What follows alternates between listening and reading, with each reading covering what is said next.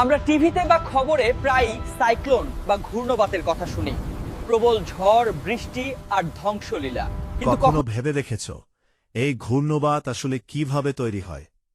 আর এর ঠিক উল্টো একটা অবস্থাও যে আছে, যাকে প্রতীপ ঘূর্ণবাত বলে, সেটা কি জানো? চলো আজকে ভূগোলের এই অত্যন্ত গুরুত্বপূর্ণ বিষয়টি একদম জলের মতো সহজ করে বুঝে নেই। এখন ঘূর্ণবাত ও প্রতীপ ঘূর্ণবাত সম্পর্কে বিস্তারিত জানব। কোনো জায়গায় হঠাৎ উষ্ণতা বেড়ে গেলে সেখানে বায়ুর নিম্নচাপ বা লো প্রেশার তৈরি হয়।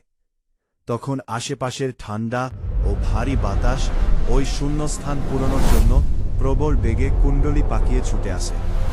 এই কেন্দ্রমুখী আর ঊর্ধ্বগামী বায়ুপ্রবাহকেই আমরা ঘূর্ণবাত বলি। জানলে অবাক হবে, সাইক্লোন শব্দটি এসেছে গ্রিক শব্দ কাইক্লোস থেকে, যার অর্থ হল সাপের কুণ্ডলী। প্রথম এই শব্দটি ব্যবহার করেছিলেন আবহাওয়াবিদ হেনরি পিডিংটন।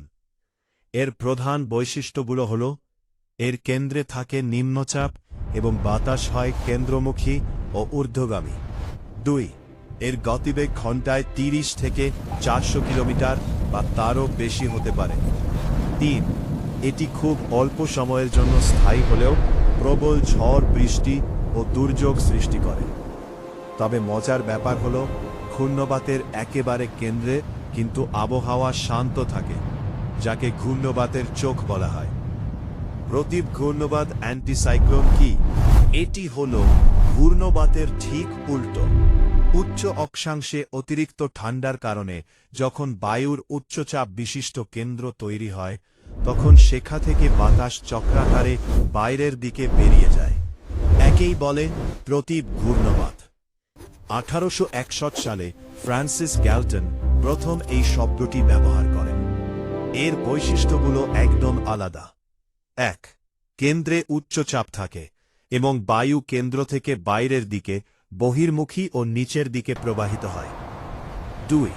বায়ুর গতিবেগ থাকে মাত্র 30-50 কিলোমিটার প্রতি ঘন্টা। 3.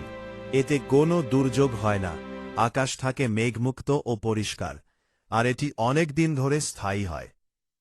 বায়ু প্রবাহের দিক সবচেয়ে গুরুত্বপূর্ণ। পরীক্ষায় প্রায়ই আসে, ঘূর্ণবাতে বায়ু কোন দিকে ঘোরে? মনে রাখবে, উত্তর গোলার্ধে ঘড়ির কাঁটার বিপরীতে, অ্যান্টিক্লকওয়াইজ বা বাম দিকে। দক্ষিণ গোলার্ধে ঘড়ির কাঁটার দিকে, ক্লকওয়াইজ বা ডান দিকে। আর প্রতীপ ঘূর্ণবাতে এই নিয়মটা ঠিক উল্টো হয়ে যায়। যাওয়ার আগে দুটো দারুণ তথ্য জেনে নাও। 1. নিরক্ষরেখায় কোরিওলিস বল, কোরিওলিস ফোর্স 0 থাকে, তাই সেখানে কোনো ঘূর্ণবাত সৃষ্টি হতেই পারে না। আর গ্রিনল্যান্ড এমন একটি জায়গা যেখানে সারা বছরই প্রতীপ ঘূর্ণবাত বা শান্ত আবহাওয়া বিরাজ করে। আশা করি ঘূর্ণবাত ও প্রতীপ ঘূর্ণবাতের পুরো কনসেপ্টটা তোমাদের কাছে পরিষ্কার হয়ে গেছে। ভূগোলের এমন আরও দারুণ সব ক্লাস পেতে চ্যানেলটি সাবস্ক্রাইব করতে ভুলো না।